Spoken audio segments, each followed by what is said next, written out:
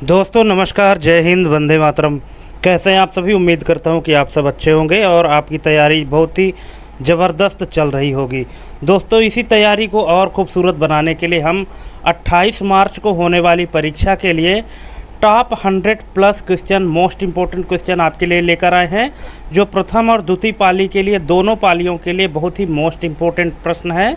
इसलिए एग्ज़ाम में जाने से पहले एक बार ये वीडियो ज़रूर देखें, इसके बाद ही एग्ज़ाम देने जाएं, क्योंकि इसमें ऐसे क्वेश्चन हमने कंटेंट किए हैं जो कि मोस्ट इम्पोर्टेंट हैं और डीप लेवल के क्वेश्चन हैं। जैसा कि हमने अपने पिछले वीडियो में बताया था कि धीरे धीरे क्वेश्चन का लेवल जो है तो हाई लेवल में आ रहा है, तो उसी लेवल के टॉप 100 प्लस क्वेश्चन आपके सामने लेकर आए हैं। तो चलिए शुरू करते हैं और लास्ट तक वीडियो देखिएगा, और जिस भी क्वेश्चन में डाउट होगा तो आप हमको कमेंट करके पूछ सकते हैं। तो चलिए शुरू करते हैं। यहाँ पे पहला क्वेश्चन है, अग्न्याशय द्वारा स्त्रावित नहीं किया जाने वाला एंजाइम कौन सा है? अग्न्याशय द्वारा स्त्रावित नहीं किया जाने वाला एंजाइम, ध्यान देना है प्रश्न में, प्रश्न पूछ क्या आ रहा है, एंजाइम स्त्रावित करता है या नहीं करता है? तो यहाँ पूछ रहा है स्त्रावित नहीं किया जाने वाला एंजाइम कौन सा है, अमाइलेज, ट्रिप्सिन, लाइपेज या पेप्सिन? तो दोस्तों इसका राइट आंसर हो जाएगा पेप्सिन। ऑप्शन नंबर डी इसका राइट आंसर होगा। तो ये पेप्सिन जब अग्न्याशय द्वारा स्त्रावित नहीं किया जाता तो फिर कहाँ किसके द्वारा स्त्रावित होता है? तो ये होता है दोस्तों, पेप्सिन अग्न्याशय द्वारा स्त्रावित नहीं किया जाता, बल्कि यह अमाशय द्वारा स्त्रावित होता है और प्रोटीन पाचन में मदद करता है। ठीक है, ये इसका राइट आंसर हो जाएगा। नेक्स्ट क्वेश्चन है, पित्त रस किस प्रकार की क्रिया करता है? तो पित्त रस किस प्रकार की क्रिया करता है? यहाँ पे 4 ऑप्शन दिए गए हैं। दोस्तों पिछले वीडियो में, हमारे वीडियो में कमेंट आता है कि कुछ लोगों को डाउट रहता है, तो मैं पूरा क्वेश्चन एक्सप्लेन करने की कोशिश करता हूँ। और देखिए, मैं आपको बार बार कहता हूँ कि मैं यहाँ पे पूरे ऑप्शन को पढ़ के नहीं सुना सकता, आप पहले ऑप्शन पढ़िए, क्योंकि ऑप्शन जो दिए रहते हैं इतने डाउटफुल ऑप्शन रहते हैं कि आप उनमें से करेक्ट ऑप्शन को जल्दी पहचान नहीं पाएंगे अगर आप अच्छे से तैयारी नहीं किए हैं तो यहाँ पे आप पूरी वीडियो पॉज करके और पहले ऑप्शन को पढ़ लिया करिए, इसके बाद ही आंसर दिया करिए। तो इसका राइट आंसर हो जाएगा वसा का पायसीकरण।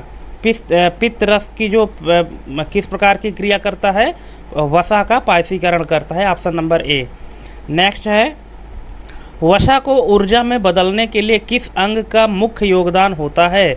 तो यहाँ पे 4 ऑप्शन है, यकृत, अग्न्याशय, अमाशय या छोटी आंत। तो इसका राइट आंसर हो जाएगा यकृत, जिसको लीवर कहते हैं। ऑप्शन नंबर ए इसका राइट आंसर हो जाएगा। नेक्स्ट क्वेश्चन है, छोटी आंत में पोषक तत्वों का अवशोषण मुख्य रूप से किस संरचना द्वारा किया जाता है? तो ये किया जाता है दोस्तों विली। ऑप्शन नंबर ए इसका राइट आंसर हो जाएगा। दोस्तों अगर आप हमारे चैनल में पहली बार आए हैं तो प्लीज़ चैनल सब्सक्राइब करके रखें, क्योंकि अभी एग्ज़ाम के लिए बहुत कम दिन बचे हुए हैं। लास्ट 13 अप्रैल तक एग्ज़ाम चलेगा, तो हम प्रत्येक डेट के लिए, अलग अलग डेट के लिए जो है तो संभावित क्वेश्चन लेकर आते हैं। इसीलिए आप चैनल सब्सक्राइब करके रखें और बेल आइकन प्रेस करके रखें, जैसे ही हमारी वीडियो अपलोड हो तो सबसे पहले आपको नोटिफिकेशन मिल जाए। चलिए नेक्स्ट क्वेश्चन है, पाचन तंत्र में अमीनो एसिड का अवशोषण किसके माध्यम से होता है? तो ये होता है दोस्तों रक्त के द्वारा। ऑप्शन नंबर बी इसका राइट आंसर हो जाएगा। नेक्स्ट क्वेश्चन है, निम्नलिखित में से कौन सा आवश्यक अमीनो एसिड नहीं है? तो ये है दोस्तों ग्लाइसिन। ऑप्शन नंबर बी इसका राइट आंसर हो जाएगा। नेक्स्ट क्वेश्चन है, कार्बोहाइड्रेट का प्रमुख भंडारण रूप कौन सा है? ग्लूकोज, ग्लाइकोजन, सेलुलोज या स्टार्च? तो दोस्तों इसका राइट आंसर हो जाएगा glycogen. Option number B. Next question है, प्रोटीन संश्लेषण के लिए आवश्यक तत्व कौन सा है? आयोडीन, नाइट्रोजन, कैल्शियम या सल्फर? तो दोस्तों प्रोटीन के संश्लेषण में जो आवश्यक तत्व होता है वो है nitrogen. Option number B. Next question है, कौन सा एंजाइम पेप्सिन को सक्रिय करता है? लाइपेज, एंट्रोकाइनेज, हाइड्रोक्लोरिक एसिड या ट्रिप्सिन? तो इसका राइट आंसर हो जाएगा हाइड्रोक्लोरिक एसिड। दोस्तों अगर आपको किसी क्वेश्चन का आंसर देना है, अगर कि आपको लगता है कि ये सही होगा, तो आप वीडियो पॉज करके और उसका आंसर दे सकते हैं। इसके बाद फिर वीडियो ऑन करके और फिर करेक्ट आंसर देख लीजिए कि आपके द्वारा दिया गया आंसर सही है या नहीं है। ठीक है, नेक्स्ट क्वेश्चन है, आंतों की दीवार में उपस्थित गॉबलेट कोशिकाएं क्या स्रावित करती हैं? तो ये करती हैं दोस्तों mucus, option number B. Next question है, अम्लीय चाइम को तटस्थ करने के लिए कौन सा स्राव आवश्यक होता है? तो ये होता है दोस्तों bicarbonate, option number D. Next question है, कौन सा हार्मोन पित्ताशय को संकुचित कर पित्त रस छोड़ने के लिए प्रेरित करता है? सेक्रेटिन, कोलेसिस्टोकाइनिन, इंसुलिन या गैस्ट्रिन?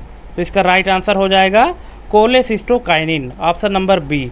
नेक्स्ट क्वेश्चन है, लौह तत्व जिसको आयरन कहते हैं, आयरन के अवशोषण में कौन सा विटामिन सहायक होता है? विटामिन ए, विटामिन बी12, विटामिन सी या विटामिन डी? तो इसका राइट आंसर आपके हिसाब से क्या होना चाहिए, कमेंट करिएगा। इसका राइट आंसर हो जाएगा vitamin C, option number C. Next है, कौन सा विटामिन रक्त में कैल्शियम स्तर को नियंत्रित करता है? तो ये करता है दोस्तों vitamin D, option number D. Next question है, कौन सा एंजाइम लैक्टोज को ग्लूकोज और गैलेक्टोज में तोड़ता है? तो ये तोड़ता है दोस्तों lactase, option number B. Next है, छोटी आंत के किस भाग में अधिकांश पोषक तत्वों का अवशोषण होता है? तो यहाँ पे 4 ऑप्शन दिए गए हैं। अब दोस्तों अगर आपको इसका राइट आंसर पता है तो प्लीज़ क्वेश्चन नंबर के साथ में इसका राइट आंसर कमेंट करिए, और यदि नहीं पता है तो देख लीजिए, इसका राइट आंसर हो जाएगा जेजुनम, ऑप्शन नंबर बी इसका राइट आंसर हो जाएगा।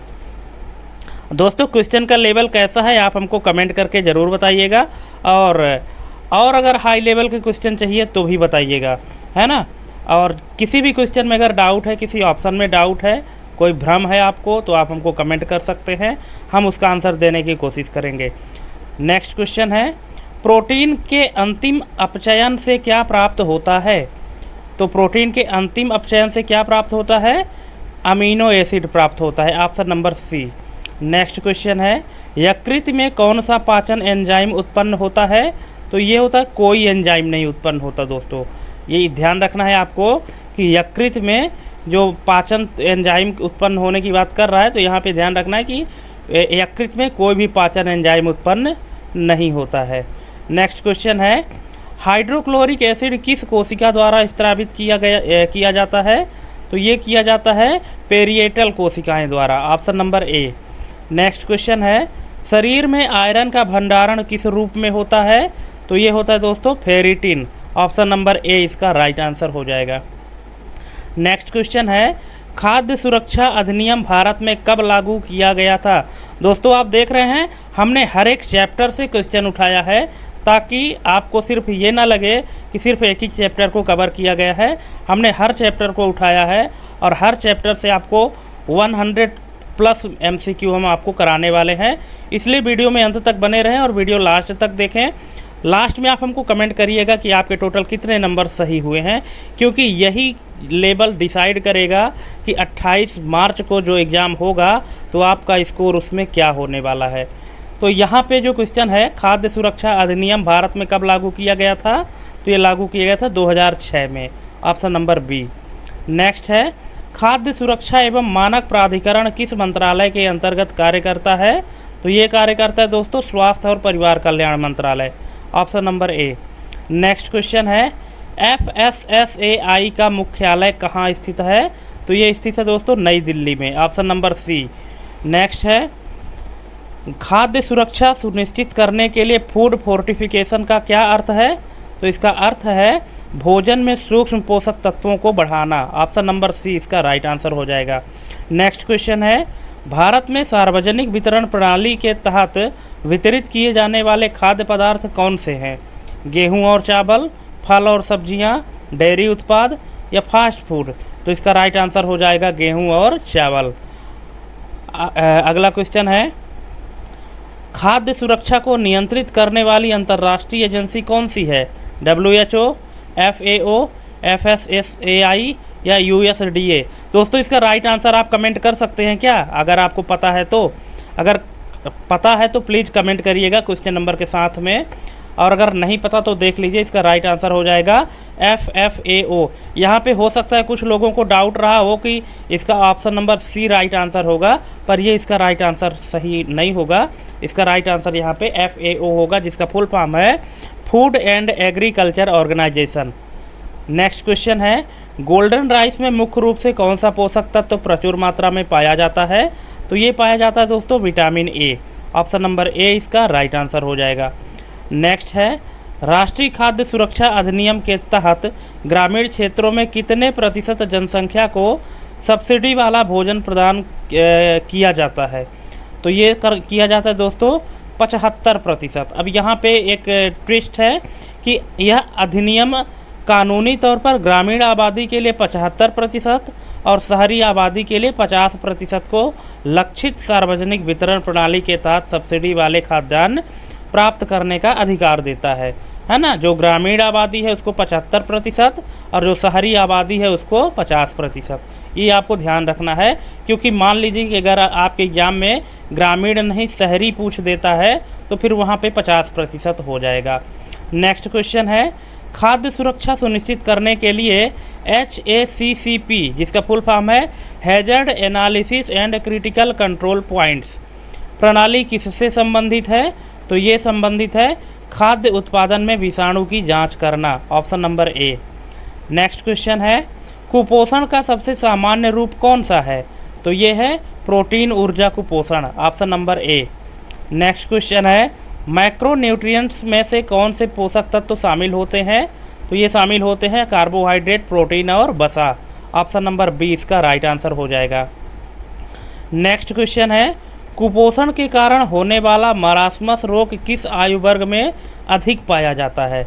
तो ये पाया जाता है दोस्तों 1 से 3 वर्ष के बच्चे में। ऑप्शन नंबर बी इसका राइट आंसर हो जाएगा। नेक्स्ट क्वेश्चन है, भारत में आयरन की कमी को दूर करने के लिए कौन सा फोर्टिफाइड खाद्य पदार्थ सबसे अधिक उपयोग किया जाता है? तो ये किया जाता है आयरन फोर्टिफाइड चावल। Option number B. Next question, fluoride की अधिक मात्रा से कौन सा रोग हो सकता है? तो ये हो सकता है दोस्तों fluorosis. Option number C. Next question है, खाद्य सुरक्षा सुनिश्चित करने के लिए कोडेक्स एलिमेंटेरियस कमीशन की स्थापना किस वर्ष की गई थी? तो ये की गई थी 1963 में। Option number B. नेक्स्ट है, कौन सा तत्व खाद्य मिलावट का सबसे आम उदाहरण है? यूरिया, पोटेशियम, कैल्शियम या मैग्नीशियम? तो खाद्य मिलावट में जो सबसे आम उदाहरण है वो है यूरिया। यूरिया सबसे आम चीज़ है खाद्य मिलावट करने के लिए। नेक्स्ट है, फूड एडल्ट्रेशन टेस्टिंग में प्रयुक्त दूध में मिलावट जांचने के लिए कौन सा रसायन प्रयोग किया जाता है? इसका आंसर शायद आप लोगों को पता हो, अगर पता है तो कमेंट करिएगा और नहीं पता तो देख लीजिए। इसका राइट आंसर हो जाएगा फार्मालिन टेस्ट। फार्मालिन टेस्ट इसका राइट आंसर हो जाएगा दूध में मिलावट को जांचने के लिए। नेक्स्ट क्वेश्चन है, HACCP प्रणाली का मुख्य उद्देश्य क्या है? तो इसका मुख्य उद्देश्य खाद्य उत्पादन में हानिकारक तत्वों की रोकथाम। Option number B. नेक्स्ट है, निम्नलिखित में से कौन सा खाद्य जनित रोग नहीं है? तो इसका राइट आंसर हो जाएगा डेंगू। डेंगू क्या है कि मच्छर के काटने से होता है। बाकी जो रोग हैं तो ये खाद्य जनित रोग हैं, लेकिन डेंगू जो है तो ये मच्छर के काटने से होता है। नेक्स्ट है, फूड बायोटेररिज्म का क्या अर्थ है? तो इसका अर्थ है खाद्य पदार्थों में जानबूझकर हानिकारक तत्व मिलाना। ऑप्शन नंबर बी इसका राइट आंसर हो जाएगा। दोस्तों वीडियो में अंत तक बने रहेगा प्लीज़, क्योंकि आप लोगों के लिए ज़्यादा टाइम वैसे भी नहीं बचा हुआ है। इसीलिए अगर वीडियो देखना आप स्टार्ट कर दिए हैं तो कंप्लीट वीडियो देखेगा। ज़्यादा क्वेश्चन वैसे भी नहीं है, हम आपका ज़्यादा टाइम नहीं लेंगे, ठीक है। और ज़्यादा टाइम आपके पास ना होने के कारण आप इसको कंप्लीट देखिएगा, बिना स्किप किए देखिएगा, ताकि आपको ये पता चल सके कि आपका जो लेवल है वो एग्ज़ाम में जाने से पहले क्या होगा और आपको क्या स्कोर मिलने वाला है। नेक्स्ट क्वेश्चन है, ब्लू बेबी सिंड्रोम किसके कारण होता है? तो ये होता है दोस्तों नाइट्रेट की अधिकता से। ऑप्शन नंबर बी इसका राइट आंसर हो जाएगा। नेक्स्ट है, नाइट्रोजन संतुलन को मापने के लिए किसका उपयोग किया जाता है? तो ये किया जाता है प्रोटीन का। Option number B. नेक्स्ट है, सबल योजना का मुख्य उद्देश्य क्या है? तो सबल योजना का मुख्य उद्देश्य है 11 से 18 वर्ष की किशोरियों के पोषण और स्वास्थ्य में सुधार। ऑप्शन नंबर सी इसका राइट आंसर हो जाएगा दोस्तों। नेक्स्ट क्वेश्चन है, राष्ट्रीय पोषण नीति पहली बार किस वर्ष लागू की गई थी? तो ये लागू की गई थी 1993 में। Option number C. Next question, राष्ट्रीय आयरन प्लस पहल जिसको निपी कहते हैं, इसका उद्देश्य क्या है? तो इसका उद्देश्य है महिलाओं और बच्चों में एनीमिया को रोकना। Option number B. Next question, राष्ट्रीय पोषण मिशन के तहत भारत सरकार का 2022 तक बच्चों में स्टंटिंग की दर को कितने प्रतिशत तक कम करने का लक्ष्य था? तो ये था 25%। Option number C. Next question है, वंदे मातरम योजना का मुख्य उद्देश्य क्या है? तो इसका मुख्य उद्देश्य है गर्भवती महिलाओं की स्वास्थ्य देखभाल। Option number B. Next question है, मिड डे मील योजना के तहत प्राथमिक विद्यालयों में प्रति बच्चे प्रतिदिन कितनी न्यूनतम कैलोरी दी जाती है? तो ये दी जाती है दोस्तों 450 calorie. Option number B. Next question है, राष्ट्रीय खाद्य सुरक्षा अधिनियम के तहत गर्भवती महिलाओं और स्तनपान कराने वाली माताओं को कितने महीनों तक पोषण सहायता प्रदान की जाती है? तो ये की जाती है 6 महीने। Option number B. नेक्स्ट है, मिड डे मील योजना के तहत कक्षा 6 से 8 तक के विद्यार्थियों को न्यूनतम कितनी कैलोरी का भोजन दिया जाता है? तो ये दिया जाता है दोस्तों 700 calorie. Option number C. Next question है, अन्नपूर्णा योजना के तहत 65 वर्ष से अधिक आयु के गरीब वरिष्ठ नागरिकों को प्रति माह कितने किलोग्राम मुफ्त अनाज प्रदान किया जाता है? तो ये दिया जाता है 10 किलोग्राम। ऑप्शन नंबर बी इसका राइट आंसर हो जाएगा। नेक्स्ट क्वेश्चन है, प्रधानमंत्री पोषण शक्ति निर्माण योजना किस योजना का नया रूप है? जो प्रधानमंत्री पोषण शक्ति निर्माण योजना है तो किस योजना का नया रूप है? तो यह है मिड डे मील का, जो मिड डे मील योजना था इसका नया रूप क्या हो गया है? प्रधानमंत्री पोषण शक्ति निर्माण। Option number A. Next question है, राष्ट्रीय पोषण मिशन के लिए 2017-18 से 2019-20 तक की अवधि के लिए कितनी राशि स्वीकृत की गई थी? तो ये की गई थी दोस्तों 9,046 crore. Option number B. Next question है, मिड डे मील योजना का नाम बदलकर क्या रखा गया है? अभी आपने किया बिल्कुल सही, प्रधानमंत्री पोषण शक्ति निर्माण। ठीक है, अगर मिड डे मील योजना का नाम बदलकर पूछा जाता है क्या नाम रखा जाता है, तो इसका नाम है प्रधानमंत्री पोषण शक्ति निर्माण। और अगर क्वेश्चन में आता है कि प्रधानमंत्री पोषण शक्ति निर्माण किसका परिवर्तित रूप है, तो वो है मिड डे मील योजना का। नेक्स्ट क्वेश्चन है, राष्ट्रीय पोषण मिशन के अंतर्गत पोषण एटलस क्या है? तो पोषण एटलस भारत में पोषण से संबंधित आंकड़ों का भंडार करना। ऑप्शन नंबर ए इसका राइट आंसर हो जाएगा। नेक्स्ट क्वेश्चन है, राष्ट्रीय खाद्य सुरक्षा अधिनियम के तहत अंत्योदय अन्न योजना के लाभार्थियों को प्रति परिवार कितने किलोग्राम अनाज मिलता है? तो ये मिलता है 35 kilogram, 35 kg। Option number C इसका राइट आंसर हो जाएगा। नेक्स्ट क्वेश्चन है, कौन सा राज्य सुपोषित माँ अभियान को लागू करने वाला पहला राज्य बना? इसका राइट आंसर हो जाएगा राजस्थान। ऑप्शन नंबर सी। दोस्तों राजस्थान एक ऐसा राज्य है जो सुपोषित माँ अभियान को लागू करने वाला पहला राज्य बना। अगर आपके एग्जाम में ऐसा क्वेश्चन आता है तो ये चीज़ आपको ध्यान रखना है। दोस्तों आप हमको कमेंट करके बताइएगा कि ऐसे कितने क्वेश्चन हैं जो कि आपको नए क्वेश्चन मिले हैं और कितने क्वेश्चन हैं जो आपको पहले आपको पता था इनके आंसर। ठीक है, ये आप हमको कमेंट करके बताइएगा। नेक्स्ट क्वेश्चन है, फूड फोर्टिफिकेशन रिसोर्स सेंटर किस संस्था द्वारा संचालित किया जाता है? तो ये किया जाता है FSSAI। Option number B. Next question है, स्वस्थ भारत यात्रा अभियान किस उद्देश्य से शुरू किया गया था? तो ये शुरू किया गया था सुरक्षित और पोषक भोजन के प्रति जागरूकता बढ़ाने के लिए। ऑप्शन नंबर बी इसका राइट आंसर हो जाएगा। नेक्स्ट क्वेश्चन है, पोषण पंचायत का उद्देश्य क्या है? तो पोषण पंचायत का उद्देश्य क्या है? पोषण संबंधित नीतियों पर चर्चा करना। Option number A. नेक्स्ट है, गर्भवती महिलाओं के लिए प्रतिदिन न्यूनतम आयरन सेवन की अनुशंसित मात्रा कितनी होती है? तो आयरन की जो न्यूनतम सेवन की अनुशंसित मात्रा है प्रतिदिन, वो है 27 मिलीग्राम है। Option number C. Next question है, गर्भावस्था के दौरान फोलिक एसिड की अनुशंसित दैनिक खुराक क्या है? तो ये है 400 से 600 microgram. Option number C. Next question है, गर्भावस्था के दौरान प्रोटीन की अनुशंसित दैनिक आवश्यकता कितनी होती है?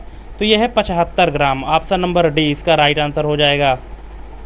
नेक्स्ट क्वेश्चन है, गर्भावस्था के दौरान विटामिन न्यूरल ट्यूब दोष को रोकने में सहायक होता है? Vitamin B9। ऑप्शन नंबर सी, जिसको विटामिन B9 को और क्या कहते हैं? Folic acid. ठीक है, option number C. Next question है, गर्भावस्था के पहले तिमाही में किए जाने वाले डबल मार्कर टेस्ट का मुख्य उद्देश्य क्या है? तो इसका मुख्य उद्देश्य है डाउन सिंड्रोम और अन्य गुणसूत्रीय असामान्यताओं की जांच करना। Option number C. Next question, गर्भावस्था के दौरान आयोडीन की पर्याप्तता के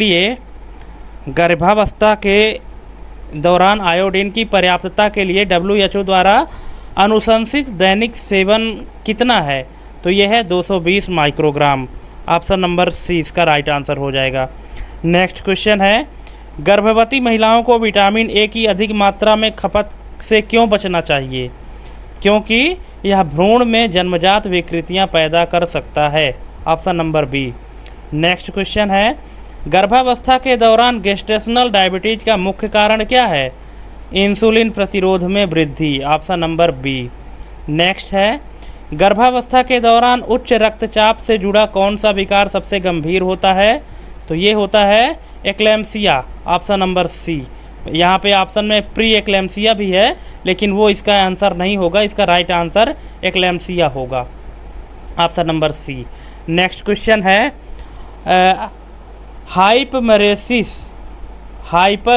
हाइपरेमेसिस ग्रेविडेरम गर्भावस्था से जुड़ी किस स्थिति को संदर्भित करता है?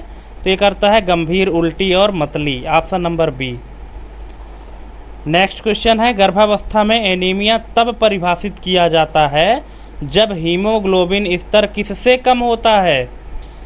गर्भावस्था में एनीमिया को कब डिफाइन किया जाता है? जब हीमोग्लोबिन का स्तर कम होता है, लेकिन कितना? 11 ग्राम प्रति DL। Option number B. Next है, ब्रैक्सटन हिक्स संकुचन क्या है?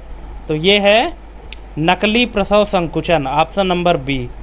नेक्स्ट है, गर्भावस्था के दौरान सर्वाधिक भ्रूण विकृति किस तिमाही में होती है? तो ये होती है पहली तिमाही में। Option number A. नेक्स्ट है, अपगर स्कोर का उपयोग किसके मूल्यांकन के लिए किया जाता है? तो ये किया जाता है नवजात शिशु के स्वास्थ्य का। ऑप्शन नंबर सी इसका राइट आंसर हो जाएगा।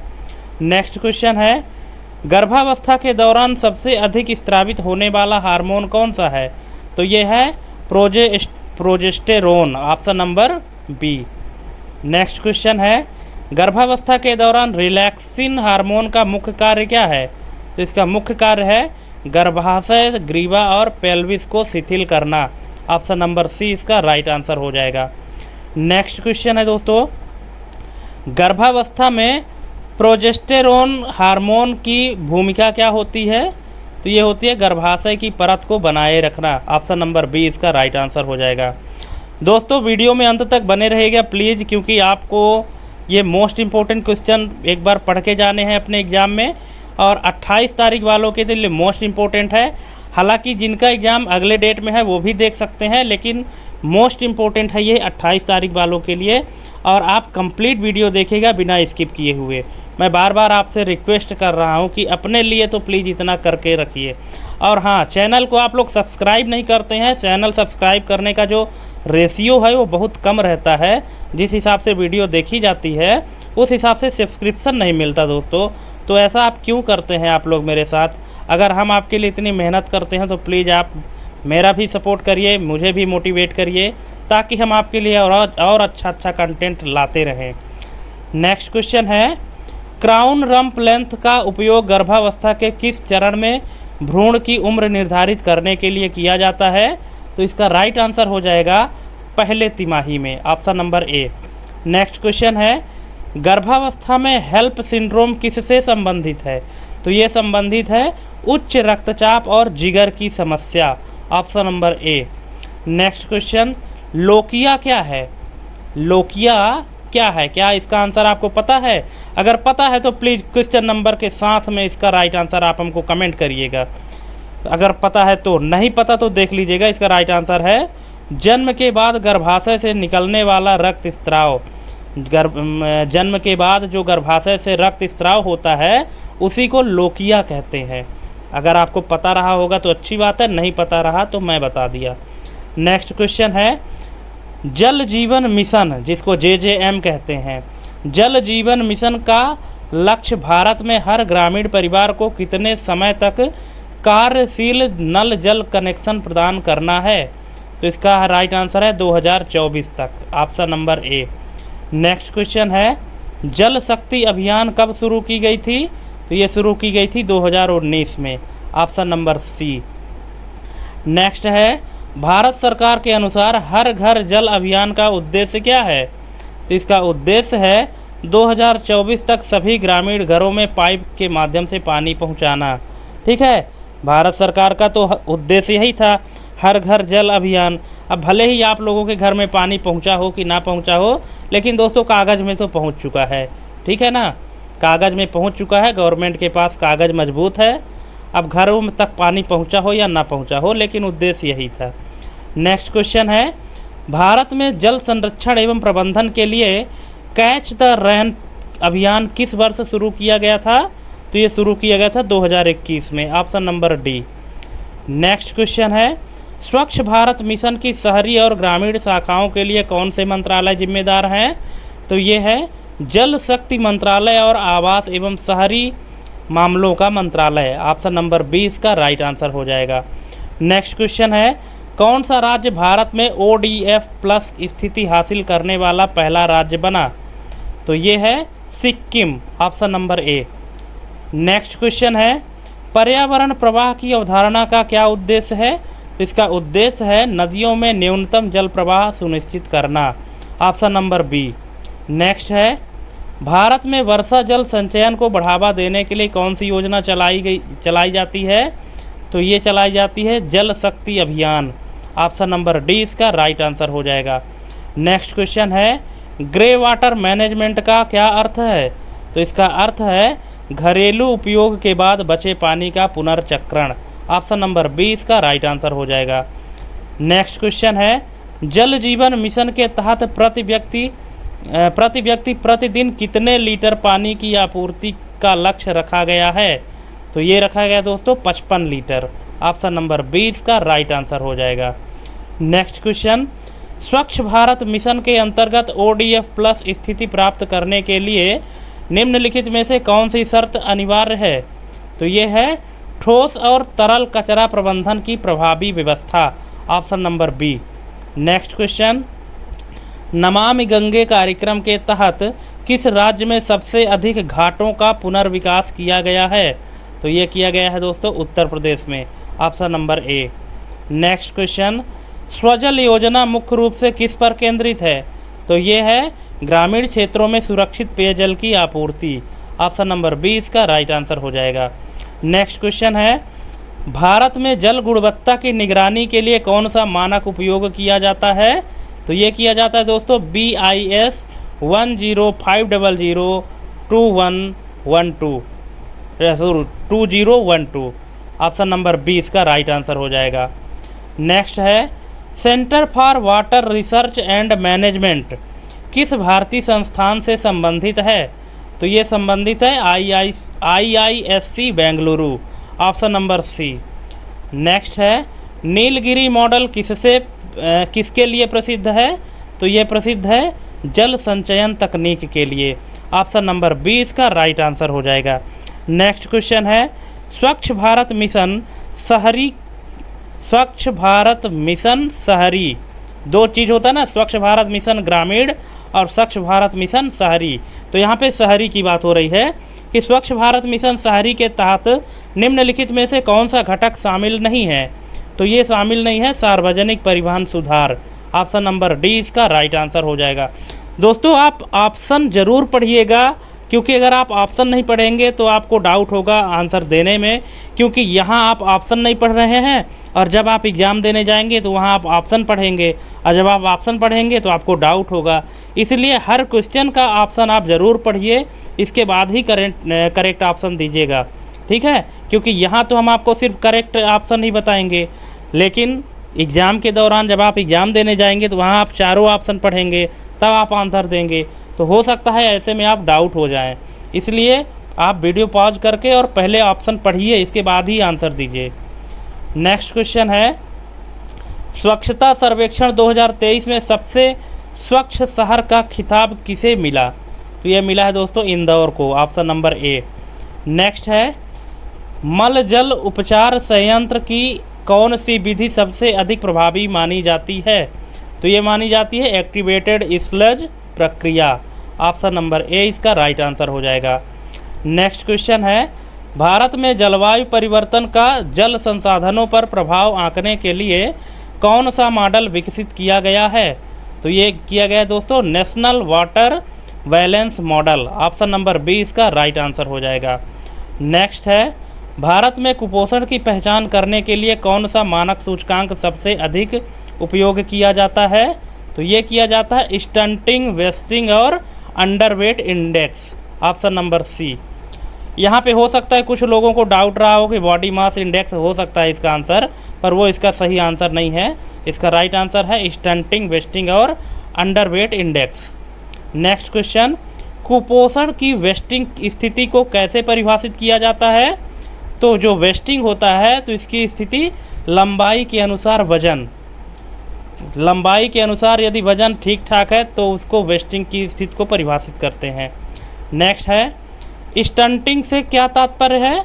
तो स्टंटिंग से तात्पर्य है कि उम्र के अनुसार लंबाई कम होना, जिसको बौनापन कहते हैं, है ना। तो उम्र के अनुसार अगर लंबाई कम है तो उसको स्टंटिंग या बौनापन कहते हैं। नेक्स्ट क्वेश्चन है, कुपोषण के लिए सबसे अधिक उत्तरदायी थ्रिफ्टी जीन हाइपोथीसिस किससे संबंधित है। तो ये संबंधित है जीन के कारण वसा संचय। Option number A. Next question है, भारत में सबसे अधिक स्टंटिंग किस आयु वर्ग के बच्चों में पाई जाती है। तो ये पाई जाती है दोस्तों 1 से 5 वर्ष। Option number C. Next question, NFHS 5 के अनुसार भारत में 5 वर्ष से कम उम्र के कितने प्रतिशत बच्चे स्टंटेड हैं। तो ये है 35.5। ऑप्शन नंबर सी इसका राइट आंसर हो जाएगा। नेक्स्ट क्वेश्चन, राष्ट्रीय परिवार स्वास्थ्य सर्वेक्षण के अनुसार भारत में 5 वर्ष से कम उम्र के बच्चों में वेस्टिंग की दर क्या है। ठीक है, पिछले क्वेश्चन में आपने देखा स्टंटेड, अब इसमें देख रहे हैं वेस्टिंग। तो वेस्टिंग की दर क्या है 19.3% है। Option number B. Next question, अब यही NFHS 5 के अनुसार भारत में एनीमिया से ग्रसित 15 से 49 वर्ष की महिलाओं का प्रतिशत क्या है। तो यह है 57%। ऑप्शन नंबर बी इसका राइट आंसर हो जाएगा। नेक्स्ट क्वेश्चन है, भारत में कुपोषण का सर्वाधिक प्रभाव किस राज्य में देखा जाता है। तो ये देखा जाता है दोस्तों बिहार में। Option number B. नेक्स्ट है, कुपोषण को नियंत्रित करने के लिए भारत सरकार द्वारा शुरू की गई राष्ट्रीय पोषण मिशन को किस नाम से भी जाना जाता है। तो ये जाना जाता है पोषण अभियान के नाम से भी जाना जाता है। जिसका नाम राष्ट्रीय पोषण मिशन है तो उसको पोषण अभियान के नाम से भी जाना जाता है। इस चीज़ को आपको ध्यान रखना है।